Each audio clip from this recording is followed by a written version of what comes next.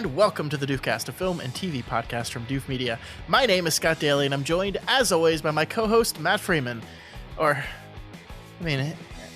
think he's Matt Freeman. Scott, come on. It's me, buddy. Ask me something that only I would know. They never do that. It's because the things just know. Does it copy you so well that it has your memories too? Yes, I know everything that Matt knew. Oh shit. Okay.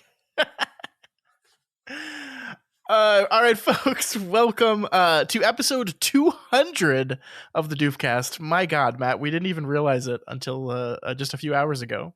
I was looking down at everything. I was like, oh wait, this is an important one. And we planned nothing. We didn't even think about it until just now. So yeah, whoops. So it's just going to be a regular average episode of the Doofcast. We are doing another one of our Doof Canon episodes this week, the monthly recurring segment on the show where we do something. Matt, what is it that we do? Well, once a month, those individuals that donate to us on Patreon at the Council of Doof level will get to collectively decide on a movie for the community to consider for entrance into the Doof Canon. Scott and I, and maybe a guest, will meet, talk about the movie, and then present our case for why it should or should not be admitted. But as always, we leave that final all-important decision up to you folks at home. So stick around, listen to our arguments, and then find a link in the show notes of this episode to go cast your vote. Matt, what has our illustrious council brought for us today? This month, our council has nominated the 1982 horror classic, The Thing. 12 men have just discovered something. For 100,000 years, it was buried in the snow and ice. Now it has found a place to live. Inside. Where no one can see it, or hear it, or feel it. I know I'm human. Some of you are still human. This thing doesn't want to show itself. It wants to hide inside an imitation. It'll fight if it has to, but it's vulnerable out in the open. If it takes us over, then it has no more enemies. Nobody left to kill it. And then it's won. Oh boy. I am so excited to talk about this movie. This is one of those ones where I was like, I swear to God, we've talked about this movie before. And it has. We just did not commit a whole episode to it. Way, way, way back in the Daily Planet podcast days. Yeah, we just talked about it in one of our favorite horror movies roundtable episodes, which I'm pretty sure that I was the one who brought it to the roundtable as my favorite horror movie. So I believe that is correct. Yeah. So that means that I am excited to talk about this and that you can probably guess what my vote's going to be. Don't, Matt, you don't understand how to get people to stay tuned in throughout the Well, maybe I've had a dramatic reversal. That could be. I haven't. So Matt, tell me what the thing is all about. A research team in Antarctica is hunted by a shape-shifting alien that assumes the appearance of its victims. This movie was written by Bill Lancaster and directed by John Carpenter. It stars Kurt Russell, Wilford Brimley, and Keith David, as well as some other great character actors. Matt, you've already kind of ruined it, but what did you think of The Thing? I mean, it's a work of genius, right? It's great. It's so different. It's so unique. Even now, you would think that somebody would have copied it in the ways that it is great. And people have copied things from this film, but they haven't. I don't think anybody's tried to copy it in the ways that it is itself. It is itself. Nothing else is quite like it. And it feels different than any other movie to me. I think that's why I love it so much.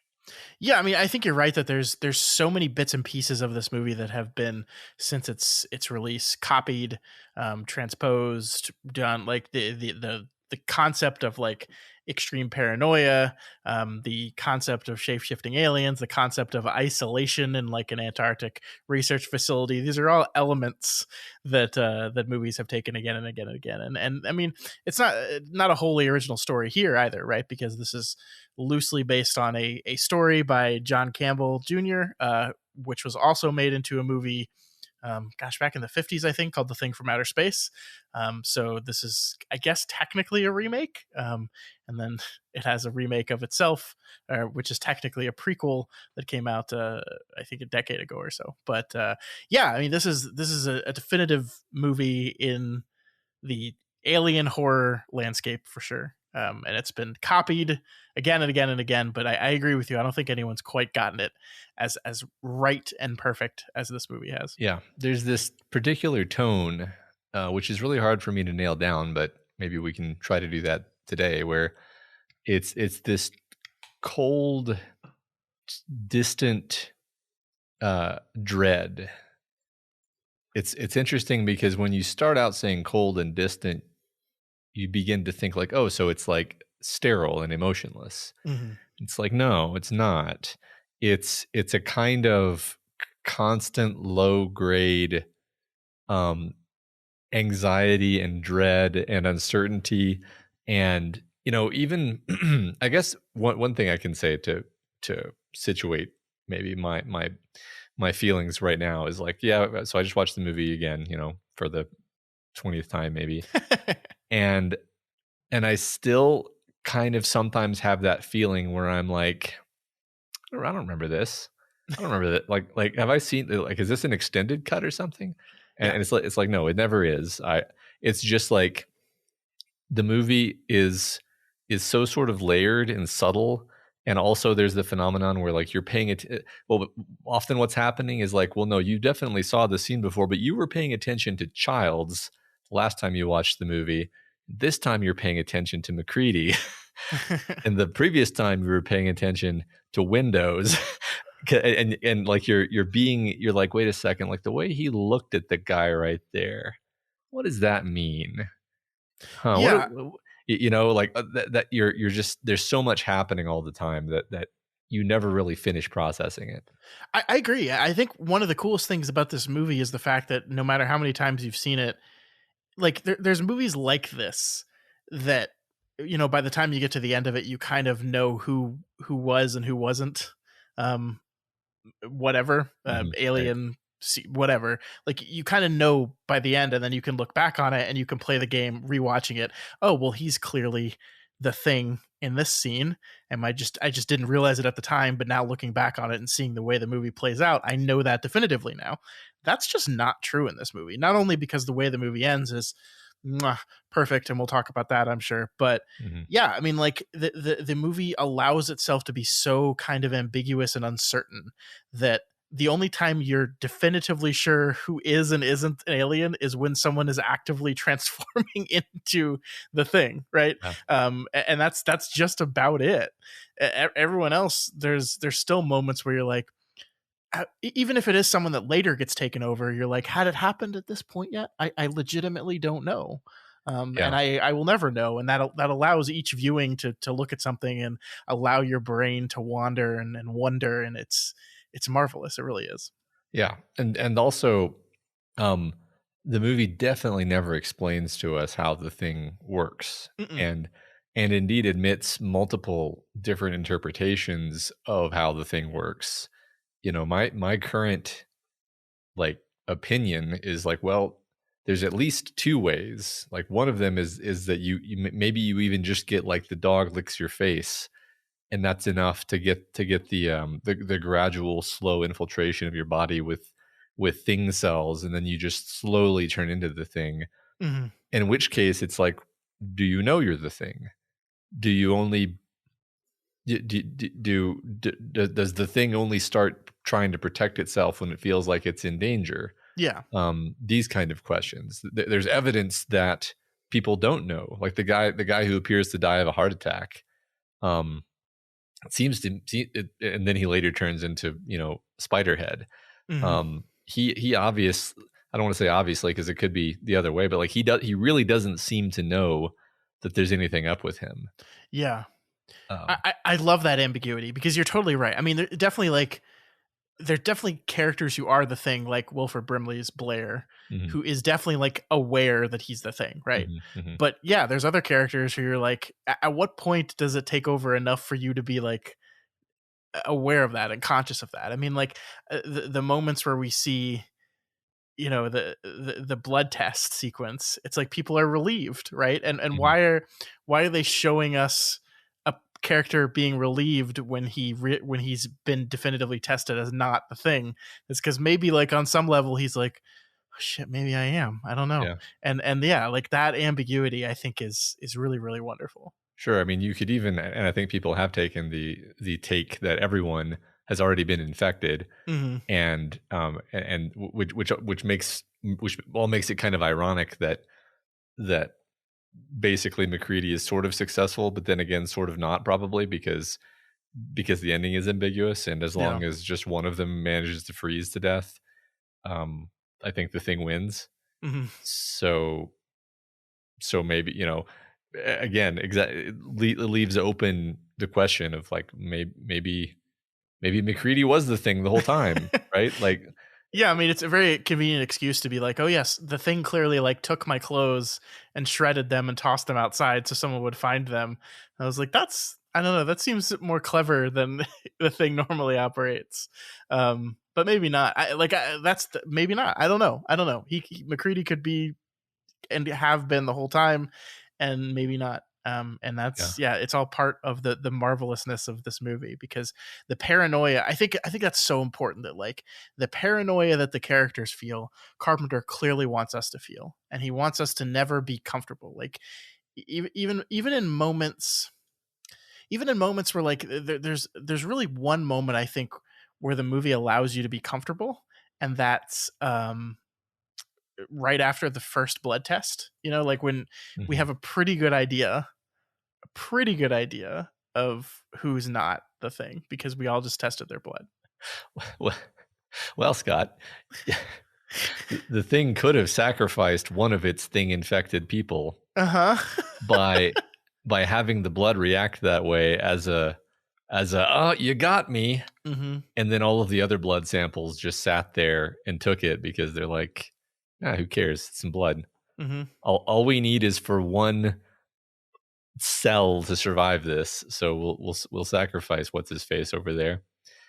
And that's the thing, we don't know how it thinks. We don't know if like are two different people infected by the thing in cahoots, or are they basically two individuals now? And like, I don't know, man. Like my brain loves to just run wild. It's like every time I watch the movie, it's a different movie, because I'm starting with kind of the impression that I had from the last viewing, and then I'm like, okay, but well, hold on. What about that detail? Does that detail fit in with my current mental model? And then maybe it does, maybe it doesn't. Yeah, and again, the tiniest of details are something you can dig into. Like who notices what. I don't know, man. It's great. I love this movie. It is great, and I guess part of what works so well with it, and this is actually, I don't think this is a perfect movie, Matt. I do have some complaints with the movie. Maybe this is sacrilegious to say, but one of the things that I was really noticing this time is I've seen this movie countless times. It has to have been at least a dozen times, probably more. I really don't know any of the characters by memory. Like I compare this to Aliens a lot, in that, in Aliens I know every single character. I know who they are, I know their name, I know what they do, I know what, like, their arc. In this movie, with the exception of Kurt Russell's character and maybe Childs, and maybe some of the other ones, like loosely, I just don't really have a good grasp on who these characters are. And I think that's because I don't think this movie is very interested in character. And I think it's a testament to every other piece of this movie that's true, because, I think it's part of the paranoia that we don't really understand who these people are and where they came from, right? Like who is McCready, right? Mm-hmm. Like, where did he come from? What does he do? How did he get here? There's no background. Like, I think if you read in some of the trivia, like there's like, I think Kurt Russell and John Carpenter talked about how maybe he was like a Vietnam helicopter pilot who was suffering from PTSD, and like that's why he's like turned to clearly has an alcoholism problem, and Like they used that to like build the background of the character to help Kurt Russell perform the character, but none of that's in the movie, and that's the case for basically every other character here. And it means that like it means that they don't really ferment in your mind very well. Like I can close my eyes and like see their faces a little bit, but like that's it. Yeah. But I mean, maybe like I'm saying this as a complaint, but maybe that's like part of the point. Like that because we don't know who any of these people are, there's no like trying to track down, is he behaving consistently? I don't know. I don't know who Childs is. How do I know if this guy's behaving consistently to the way he is? I don't know who he is. Yeah. And there's also no like favoritism, like where the camera, you know, clearly lets you know that this guy is a main guy. And the camera is pretty neutral about who is important. And so as they begin dropping off, you have this feeling of like, oh, like any of them could be next. And that's basically true. You know, there's, for, you know, it's funny because it's really hard to like step through the movie linearly because of how I think intentionally sort of disconnected it is. But basically like the first guy who gets, you know, I'm almost wondering if I'm right as I'm thinking through this, because I'm like, the characters who die first are actually given more screen time toward the beginning, and then later on, the ones who die later are given more centrality. So I think everybody gets kind of equal focus, and it just changes focus from who it's focusing on as the movie goes on, but not in a way where it's tipping its hand, I would say.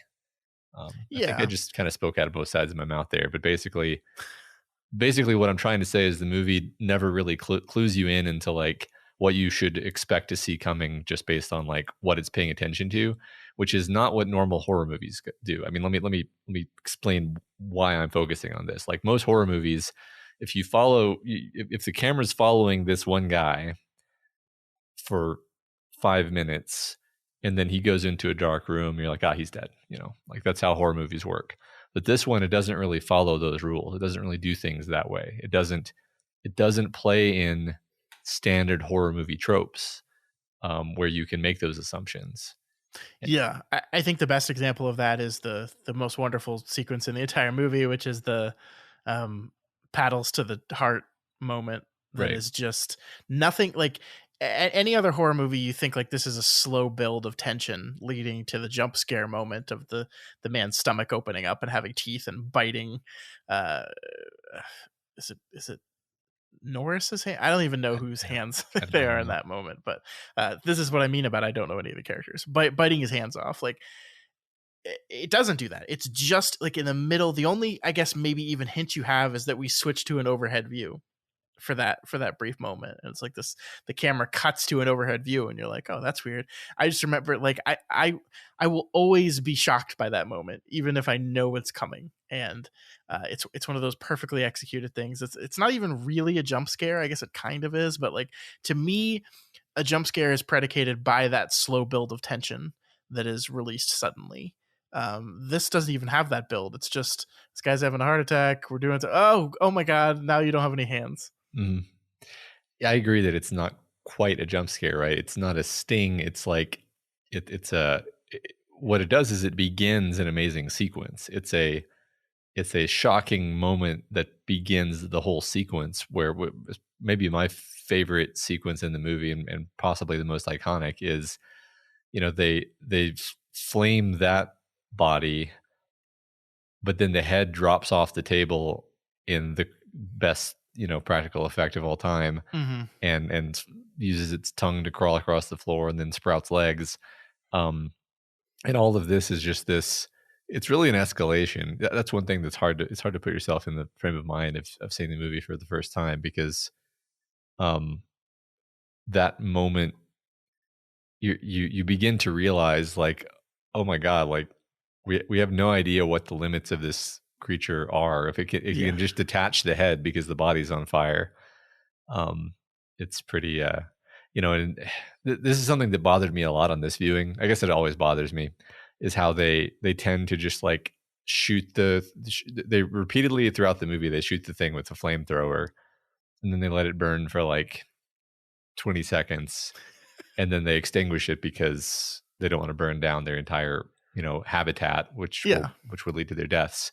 So like, it's understandable that they do it, but at the same time, you're like, the inside of that thing isn't even warm, much less like charred, which is what you would want to do to it.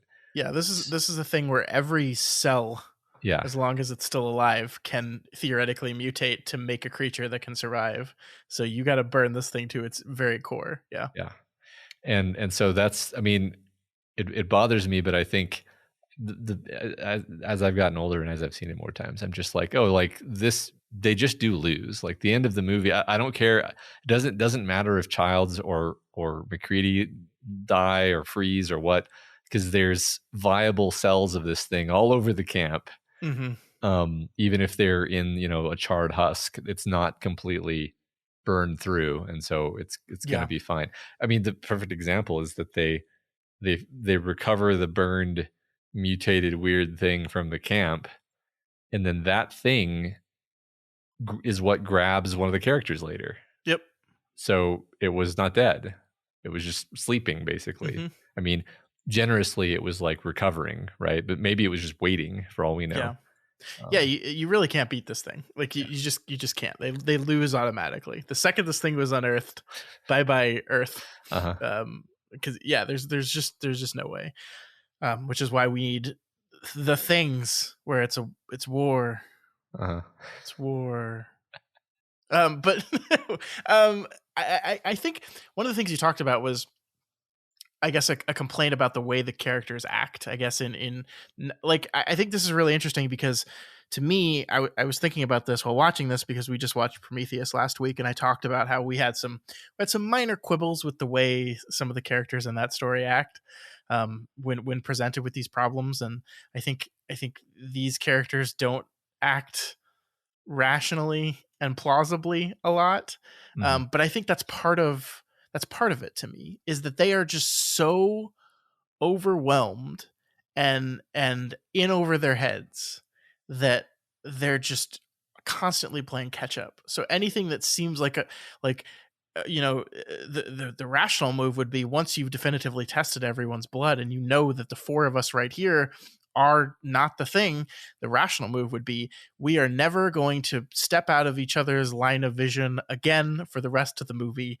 so we can be completely confident in our ability to know that the three people standing around me are not the thing. But of course they don't do that, because even then there's still some paranoia. Even then there's still some uncertainty. Even then, as you said, maybe the thing's just faking it. And so they continually walk off. They continually separate. They continually one guy's, Kurt Russell's sitting here working on the explosives, and the other guy's in the background tinkering with something else, and it's just like, you're not keeping your eyes on each other. What are you doing? And it's just because you don't even think about those kind of things, right? Like this is a thing that's so far beyond anything anyone has ever dealt with before that you can't properly, maneuver it. You just can't. No, for sure. Yeah, I find the criticisms that are like, oh, they didn't play this like a perfectly rational game players. I find that to be so tiresome, because it's like, it's a horror movie, first of all. like the point of it is that it's incomprehensibly bizarre and a terrifying situation to find yourself in. The rational thing to do would be to just immediately burn everyone, right? I mean, that's like Blair, I think, is one of the most interesting characters in the movie from a certain point of view. He's the science guy who they lock in the shed, just for reference. He is, in a sense, way ahead of everybody else. He figures out that they're screwed pretty much immediately after understanding the nature of the creature, and he kind of goes insane, but not insane in a the horror of the situation just drives him to extremity, and so he destroys the radio. He's acting violent and crazy, and they lock him up, and then I think it's probably already too late for him, because he was elbows deep in the creature for who knows how long. He was probably infected before anybody else was for that reason, right? Yeah, yeah. And so, and maybe he even knew that too, right? Maybe that's why he, was going to kill himself, and then it was too late, right? So, Mhm. so like he's a great sort of study where it's like he was trying to. He was your like rational man in the situation, but the Yeah. fact is, I think he realized like, oh, there's just nothing I can do. Like the best I can do here is I can trash the radio and then like hope that the others figure it out, and even that is a pretty flimsy hope. Yeah, I mean, I love that the idea is that like we can't even like nuke the site from orbit, right? Mhm. Because even doing that, eventually the fires will cool. Eventually everything here will freeze, and thus the cells will be frozen waiting for the next person to come along and thaw it. It's just it's insurmountable in a way. And look, we've talked about Alien. I love Alien. I love that movie so much.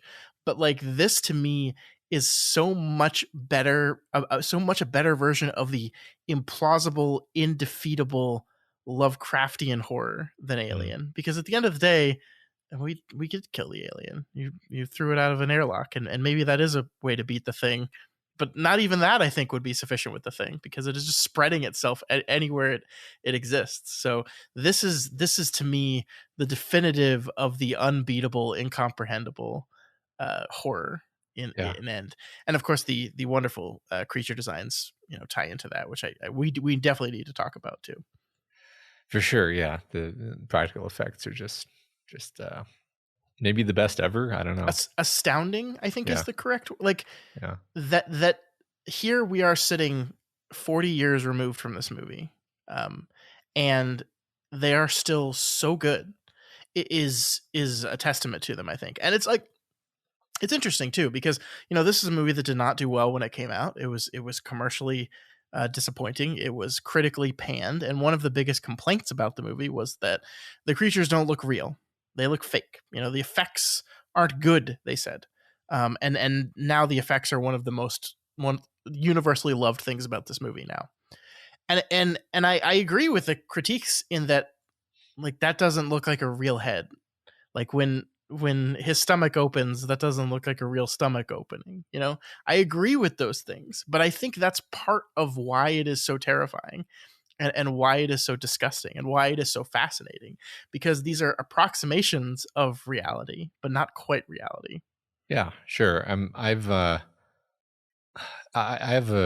never quite figured out why I have like a fondness for practical effects, even when it's objectively worse than what you can do with CGI, right? Because Yeah. it's one thing for people to say, practical just looks better than CGI, and I actually sometimes I'm like, it doesn't really, but I like the way it looks regardless.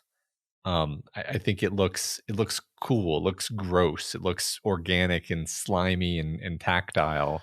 Yeah. Like the because I agree with you basically, like the dog scene um doesn't look real, but it looks it I think what you said a second ago, like it's Lovecraftian. It's beyond it's a creature from beyond the stars whose nature we don't understand.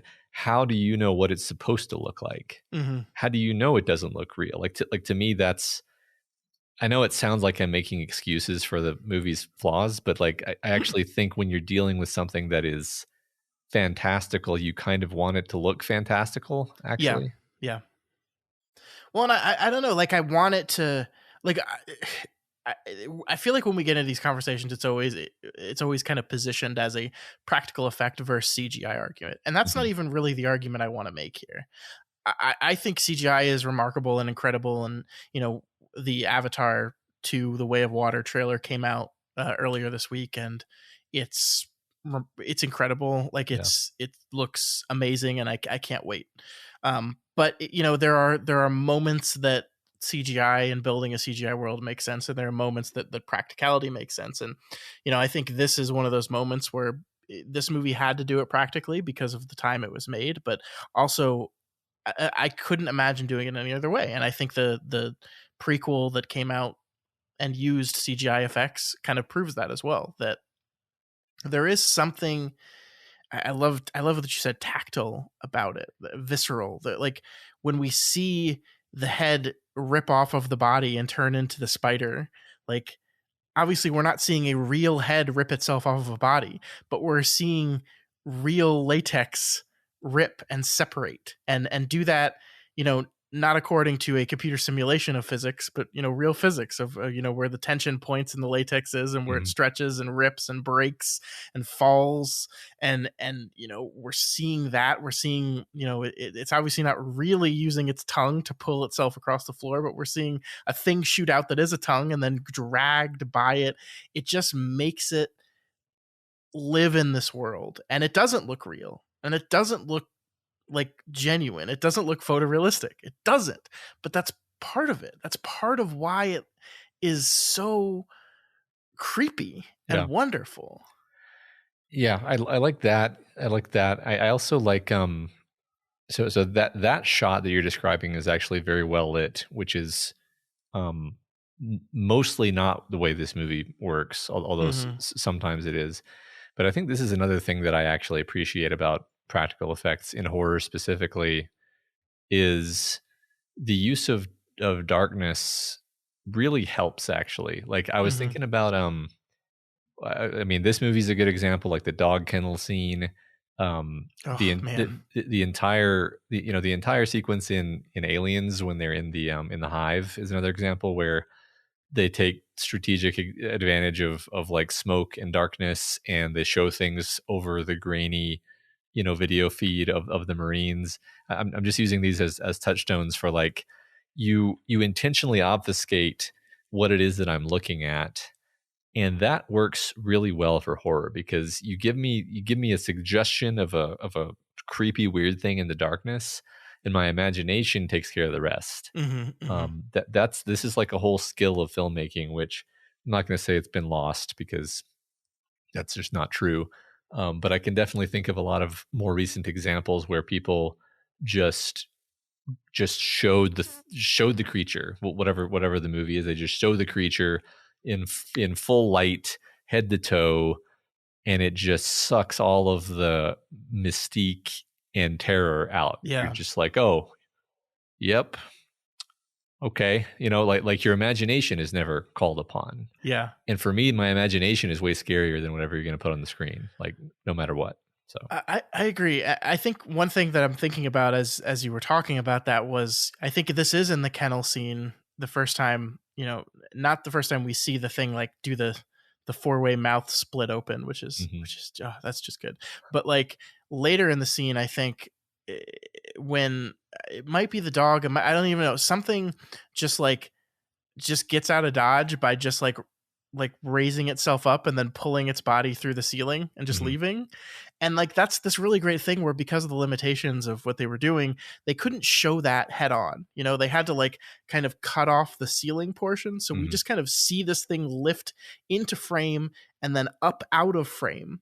And so the thing we're left with in this moment is, how did it do that? Like what did it actually do there, and how? And like and it's the mystery of that is exactly what you're talking about here. The how is it operating? How is it doing that? How is it like it's we never really get a clear understanding of that. And yeah, I mean, like in a CGI version of this movie, you can do a wide shot and you show the whole thing, and you can show it ooze and change and sneak, and like you can do all these things in a way that kind of make it clear what it is and what it's doing instead of a mystery. Yeah, there's definitely still modern movies that take advantage of darkness and take advantage of obscuring what it is you're looking at. But certainly, yeah. At least there was a period of time that I remember. Like I remember one of the more recent like Alien movies. I don't know, maybe one of the Alien versus Predators or something, where it was just like wow, you have successfully totally demystified the xenomorph to me. I'm bored of it now. And yeah, that's not a mistake that this movie makes. Yeah, I mean that's great, and I think we've talked about like just in general the importance of practical effects and what they do for this movie, but I like the design of the creatures. I think it's just so wonderfully, disgustingly inventive, consistently. Like like things where you're looking at this thing and like, how the fuck did someone come up with that? How did you come up with that thing? And then like at the end where like you can kind of see the final confrontation McCready has with it is we see kind of the people it's been, but also then like the dog comes out too, like the dog piece comes out too. So it's like it's using everything it's learned and gained and put together to create this giant like how many people do you think it took to operate that puppet? I mean, that must have been an incredibly difficult shot. That thing's massive. It's huge. And it's just so inventive and weird and gross in like really satisfying ways. Like every one of them, it's just constant and different. And like, you know how hard that would be? You know how hard it would be like to say, all right, so we're going to have this monster. And they're like, sweet, I'll make a monster suit. No, actually, you have to make 12 different monster suits. And actually, some of them, they definitely won't be suits because it's not going to be something that you can just like wear. Yeah. It's going to be weird and like tentacly and like so bent out of shape that you can't get a person in there. And also, sometimes it's just going to be a head. And sometimes it's definitely going to be a dog. And oh man, like the degree of difficulty here. Wow. Yeah, no, that you reminded me there of like, so, that particular monster amalgamation, it has a lot of, like you just pointed out, a lot of elements of things that we've seen before, which is sort of a fun, callback. And you're like, oh my God, yeah, that's the dog. That's the one guy. And even like, oh, that's like the mouth head thing that it made maybe. But the kennel scene I've always thought was particularly cool because you get the sense that you're seeing a bunch of stuff with no earthly analog. Like when it does the dog's face splits apart, it's almost like a flower opening, but it's clearly like fleshy and gross and disgusting, and then it like shoots out a squirt of pus or whatever at the dog. And then there's like the clawed hands, and then there's like the tentacle ribbons that crawl across the floor, and it's like all of these things. I mean, yeah, we have creatures that have clawed hands on Earth, but like a lot of the things you're seeing, you're like, that's nothing we've seen, and that's just one of the things that this entity has. And it just gives this amazing feeling of unknowability and wonder in a sense. Sure. I'm trying to remember what you know that book that's got the Codex Seraphinianus, where it's like I have a copy of it. My brother gave it to me for like Christmas or something a long time ago. But it's like it's this beautiful encyclopedia. But it's basically, the gimmick of it is it's like an encyclopedia from another dimension, where the language it's written in is symbols you don't recognize, and all the pictures are just weird, inexplicable, sort of disturbing is the wrong word, but just like pictures where you're like, what am I looking at here? I'm looking at it right now. I'm just looking at a page where it's like a bunch of feet with just random things on top of it. Like, yeah, it's just weird shit. And it's like hundreds of pages. It's very delightful. And the reason I mention it is like the things sort of gives you that same feeling where you feel like you're like, what am I looking at? It's a rare feeling. It's a rare feeling in art, actually, because so much of art is about fitting comfortably into a category. And this whole movie, really, that's what I think at a very high level, that's what I love about this movie is, like I said at the beginning, it rejects horror tropes to such an extent that you're never like, oh, this is that thing that I've seen before. No part of that movie is something that you've seen before. Yeah. And to think that this all kind of came from Carpenter, seeing Alien and not disliking Alien, but being like, that's clearly a guy in a suit, and saying, I want to make a movie where there's aliens, but I don't want it to be clearly a guy in a suit. And he certainly achieved that. That's for sure. Yeah. So I guess I have a question for you then. Like, obviously, not only do we really like this movie, but we're not in the minority here. The kind of common consensus on this movie now is that it's great. It's an all-time classic. It's one of the best horror movies ever made. But as we said, this was not the case in 1982 when it came out. Nobody liked it. Nobody saw it. Critics, it's not like this was a beloved critic thing that just didn't connect with the public, or it's not like it was a thing that was detested by the critics but did well with the public. It was neither. Neither liked this thing. If there was a Rotten Tomatoes in 1982, both sides of that coin would have said, not interested in the thing. So my question for you is, why do you think that is? Why do you think that this thing didn't connect with people on original viewing, and of course has since then kind of just picked up steam to where it's unquestionably a classic? I think the simplest answer is connected to what you said before, where it just does not really bother to have characters in the way that we have been trained to expect from film storytelling. McCready is the closest thing to our protagonist, and even him, we don't really understand him. Who is he? What motivates him beyond just sheer survival? Which is not really enough for him to kind of stick with you as a character. Like you can't really ask yourself, like, what would McCready do in this situation? It's like, no, we've only seen him in one situation, and it was the life or death struggle and paranoia.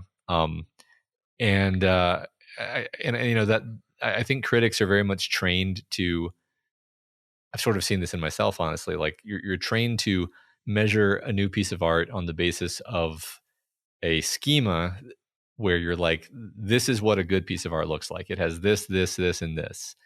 Oh, this movie doesn't have characters. Okay, then that's a ding against it. This movie is kind of disjointed in terms of following the logic of the plot. Oh, that's a big ding against it, right? And you come away from it and you're like, oh, it has all these flaws.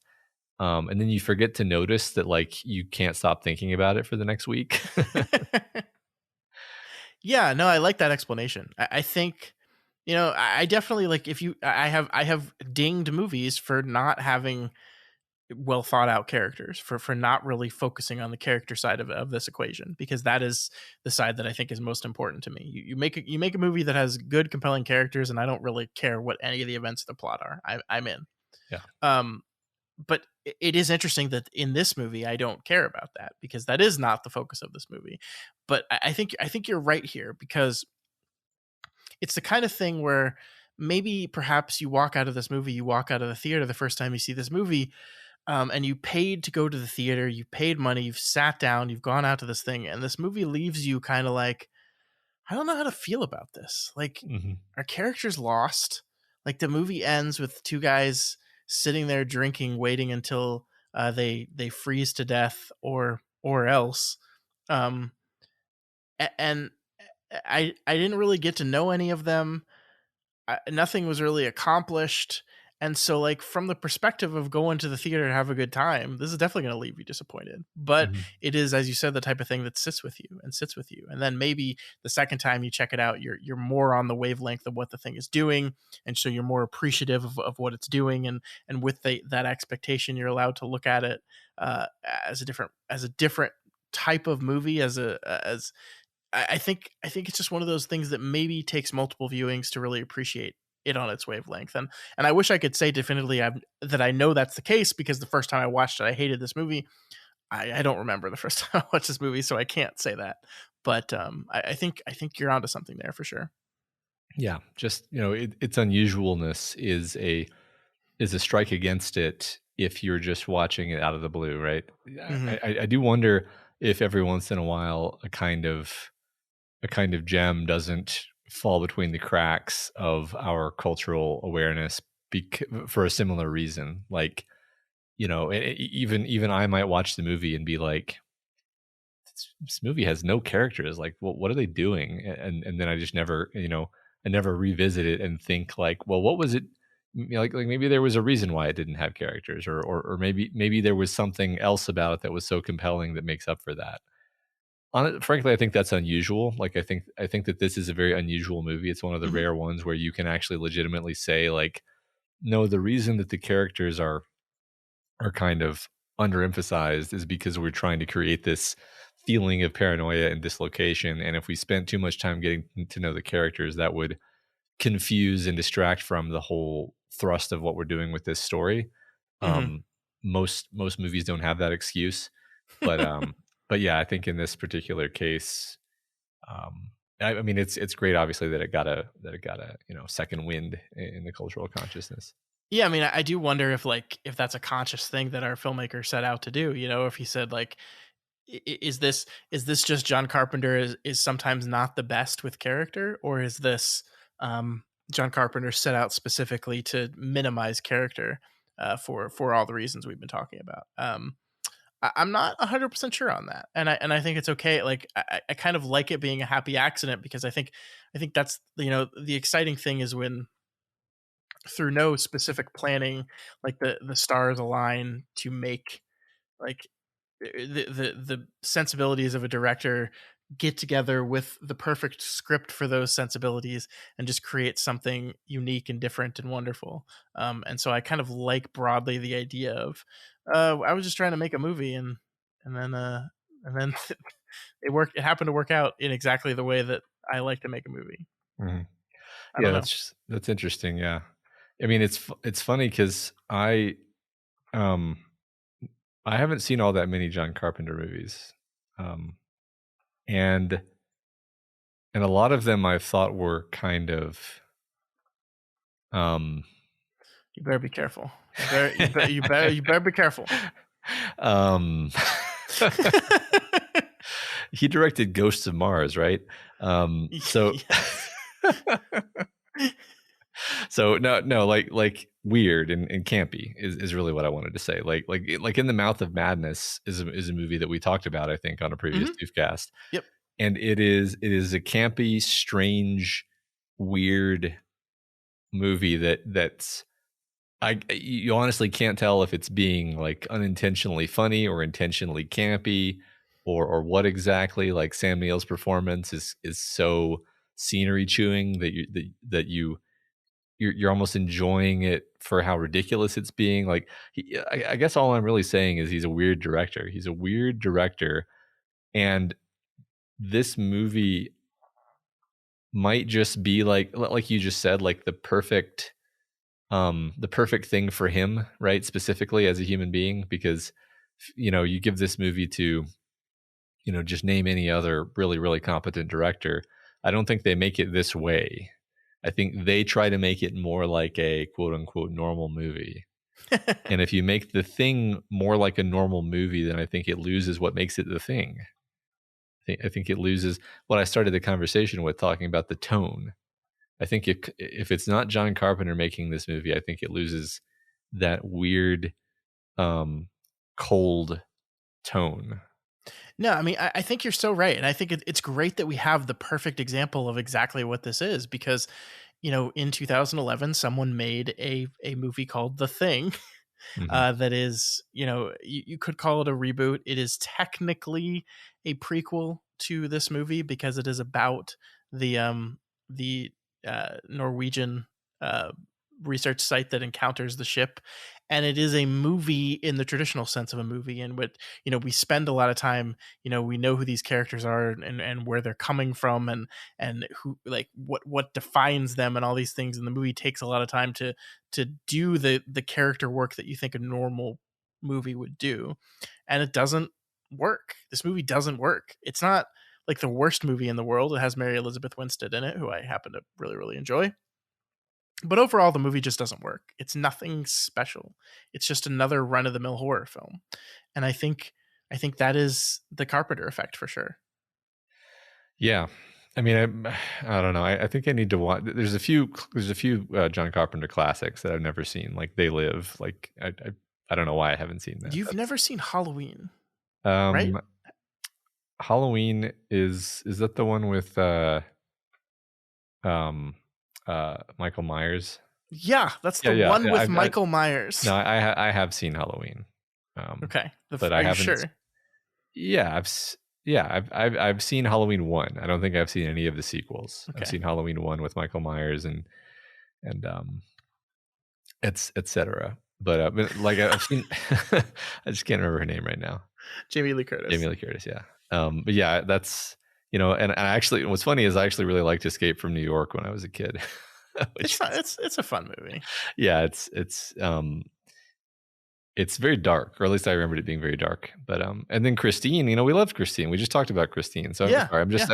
I'm just amusing myself, realizing, oh yeah, Big Trouble in Little China is another one that I've never seen, that I've heard is just like, oh my God, it's, one of those movies that by all rights I should have grown up on as one of my staple childhood action movies, but I just never saw it. So it's not my favorite movie in the world. It's fun. Okay. But yeah, you do need to watch it. Yeah.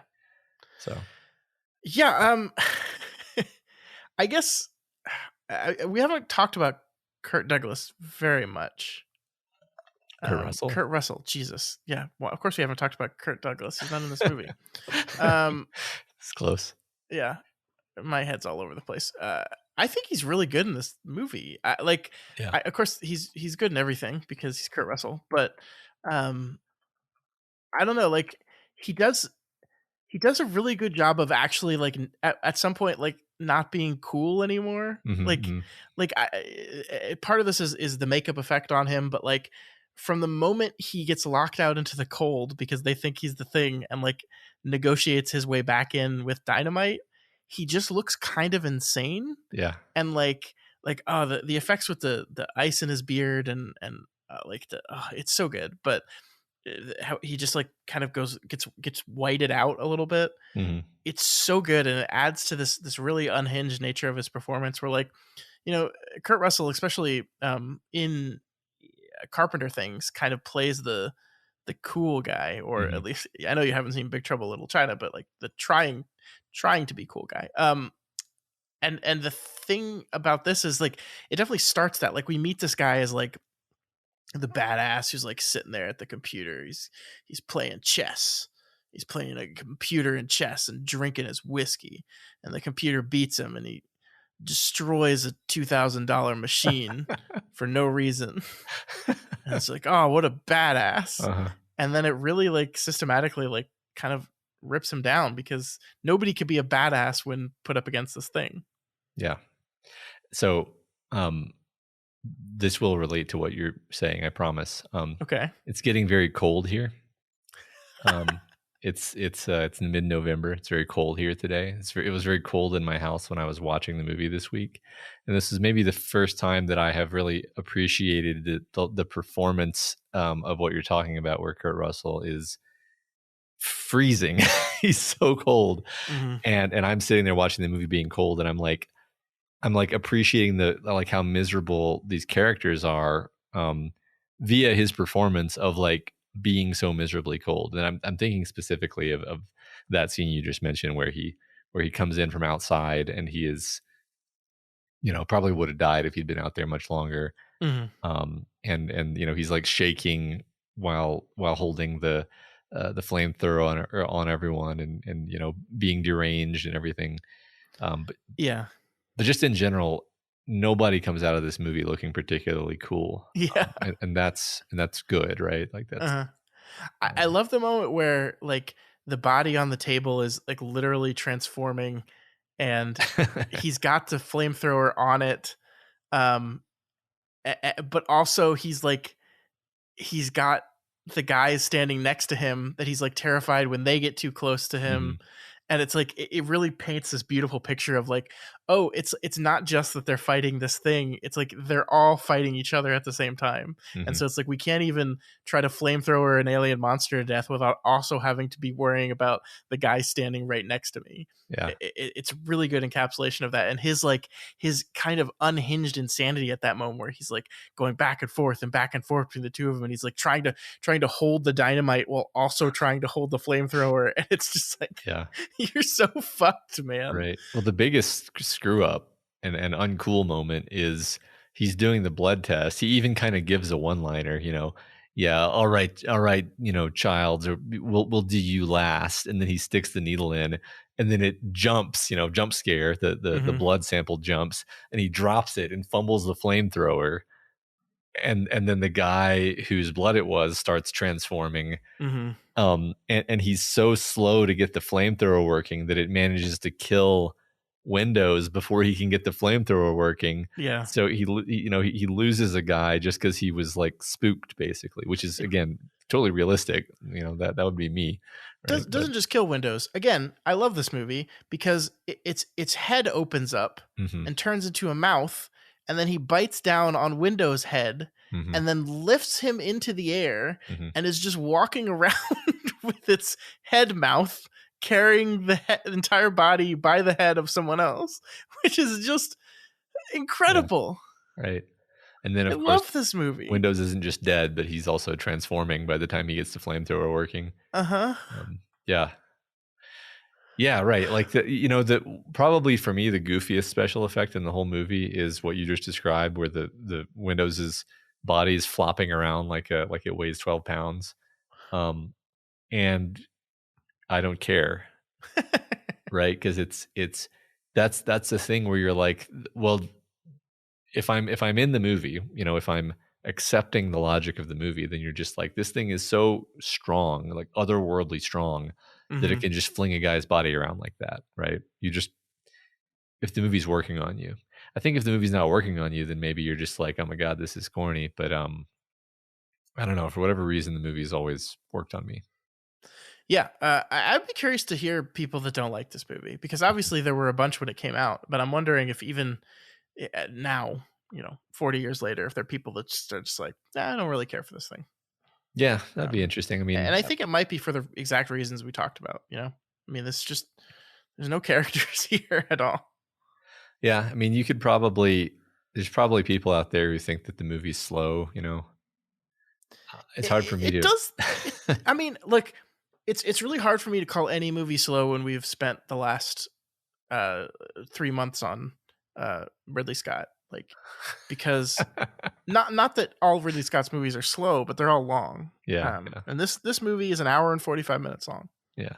which is And perfect. I just flatly don't think it is slow, because it's the scenes themselves are short and the plot moves along quickly.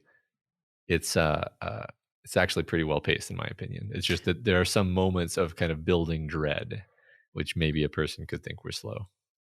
I was surprised at how early in the movie we see the thing for the first time.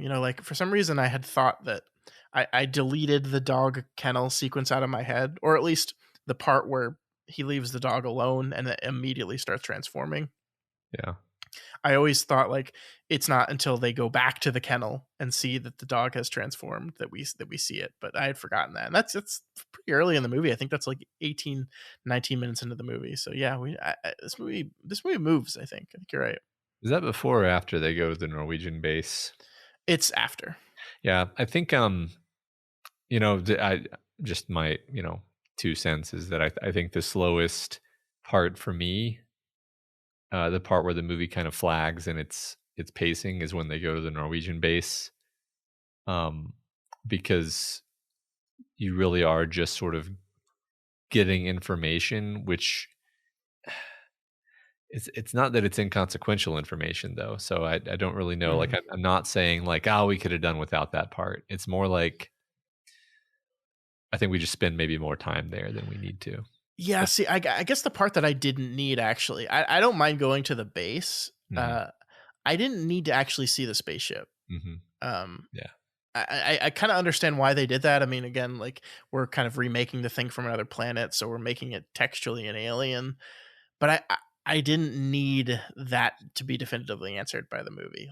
I kind of would like it better if they're like, oh, they found something in the ice. It's not human. It's not anything. It must have crash landed, and we don't really know the answer to that. So I've talked before about the episode of the X-Files, which is a straight up ripoff of the thing. In the specific sense that it's like Mulder and Scully go to an Arctic research station of some kind, and there's paranoia involving a sort of body snatcher type thing. But I'm pretty sure that in that episode they either leave it more ambiguous, or they hint that maybe this is just something that's always been on Earth, but it's just been frozen. Yeah. But I think I actually agree with you that I might like this movie 3% better if they just never told you where the thing came from. 3%. It's very specific. I like it. 3 to 5. Anything else you wanted to say about the thing? No, I think that hit all the main points. Love this movie. So I guess your answer for whether or not this should be included into the canon is pretty clear at this point, right? It is. I mean, out of the John Carpenter movies I've seen, it's definitely my favorite John Carpenter movie. Is it my favorite Kurt Russell movie? Maybe not, but I don't think it has to be. What about Kirk Douglas? Is your favorite Kirk Douglas movie? This is not my favorite Kirk Douglas movie. Yeah, I hadn't actually thought about the question, is this my favorite John Carpenter movie? I really love Halloween. I really, really love Halloween. So I don't know. But it's really good, and I'm completely fine with it being a member of our illustrious canon. Which, by the way, Matt, remember when I promised that I would actually compile a list of them all? Yeah. Well, I did it. It's here.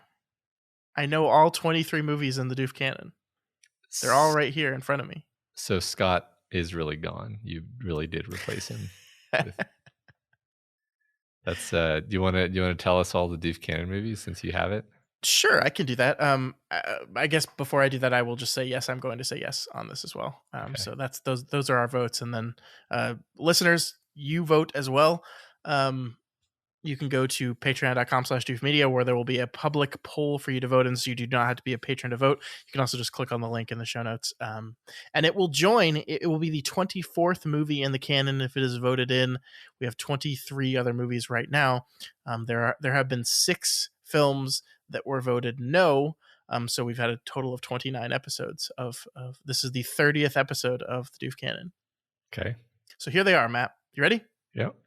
Primer, Spider-Man Into the Spider-Verse, Mad Max Fury Road, Stardust, Akira, Bahubali, The Princess Bride, Starship Troopers, The Prestige, Who Framed Roger Rabbit, In Bruges, Star Trek II: The Wrath of Khan, Eternal Sunshine of the Spotless Mind, Groundhog Day, Ex Machina, Coraline, It's a Wonderful Life, The Grand Budapest Hotel, O Brother, Where Art Thou, Galaxy Quest, Doctor Strangelove, Everything, Everywhere, All at Once, and Parasite. Those are the 23 movies currently in our list of the greatest movies ever. I got a big smile on my face now because I'm just thinking back over how great all those movies are. Wasn't that fun? Yeah. The only one, I think that the closest vote, by the way, the closest successful vote was for Stardust, 53% yes, 47% no. That was very, very, very close. Mm-hmm. The least close votes are the 2 most recent ones. Everything Everywhere All at Once and Parasite both got in with 100% of the vote. Interesting. Most of our votes are not very close, though, at least the ones that get in. I think the most common percentage is 95% of the vote. I think the last before Everything Everywhere All at Once, the last 6 movies all got in at 95% or higher. So it's not surprising because the people that nominate these movies know it's for a list like this, so they're intentionally nominating some of their favorite films. So it is very rare we get a movie considered and nominated that is just bad. It's just bad. No, I mean, I don't know that I think even the ones that haven't been accepted into the canon were ones that I think we had good conversations about because at least somebody really liked them a lot. Those movies, by the way, are Castlevania. That's the animated television show. This was one of our first early episodes where we were still doing TV and movies for the canon. We switched later to just movies. Then Redline, Dark City, The Hunt, Bedazzled, and Idiocracy. Those are all movies that I quite enjoyed, but not good enough. I think Dark City is the only one I didn't love out of that, actually. Yeah, right. And we were assured that was because we didn't talk about the director's cut or whatever. True. Yeah. So I love you. But didn't I go back later and watch the director's cut and still have the same problems? I don't remember. I think that happened, but I'm throwing people a bone here, Scott. Okay, fair. All right, so will there be a 24th movie, and will it be The Thing? That is up for you folks to decide now. So go vote. Yes, go vote for Among Us the movie. Doof. All right, Matt, speaking of looking over the last few episodes and what we've done, I thought we could spend a little bit of time here near the end of the show talking about the fact that this is episode 200 of the Doofcast, that we have been doing this particular show 200 times, which is kind of crazy, actually. Yeah, I know. And that's just, to be clear, that's not even counting like all the other shows in the book club and all the other, things that we do. It's not counting the 100 and something episodes of the Daily Planet podcast we did before we changed it and renumbered. So the real number is probably closer to 400 actually. Who knows how many total podcasts? Oh gosh, no, like total, like including Kingslingers, and we've got Worm. It's too. I don't want to think about it. No, it's gonna be. I'm not even gonna say it. Not even gonna say my guess. I don't have a lot to say about it being episode 200. I feel like, I just really love making these shows, and so just gonna keep doing it. Yeah, that's I think the main thing I wanted to talk about kind of is just how you're feeling. 200 episodes in is a lot of episodes, I think. That's more episodes than most things get. We said we were going to open the kimono a bit. So I'll say that I'm finding it very comfortable, actually. Couldn't necessarily always say that, because there were periods of time when we were covering TV shows, especially like quite a while ago. We had the option for people to be like, here's some money, watch this whole TV show. And that was really hard to fit into my life, to watch that much TV. And then sometimes it would be something that I didn't absolutely love, even if it was something I thought was okay. It's like, wow, I'm really spending basically all my free time for this whole week to watch a show that I don't particularly like, so I can talk about it for an hour. That just doesn't seem like a good way to spend one's finite life on this earth.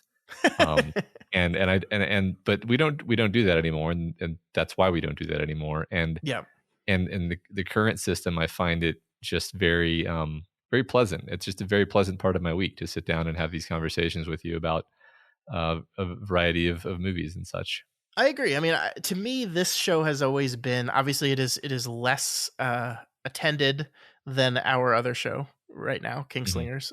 That is a show that is listened to quite a few more people than this one is.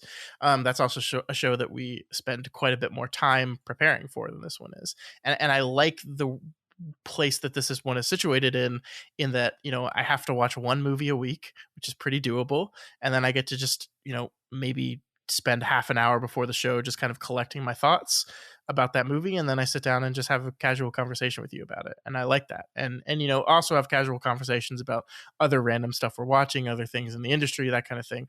I think when I envisioned this show at the beginning, I envisioned it as something more extensive than that, and I kind of like where it is right now a lot too. I like it being casual. I like it being a thing that is not a huge amount of time for us to commit, which allows us to do it on top of the other thing we're doing. I guess the question I have for you, looking at, our lane right now has kind of become, we do our Deconstructing Director series. We do that 3 weeks out of a month. And then we usually have one episode that's this Doof Canon thing. And I guess the question I have is not changing everything up, but is that something that we want to keep going forward, where we're really primarily a Deconstructing Director show, and then also we do these one-offs like this one, and then sometimes we do one-offs like Rings of Power or stuff like that? And I think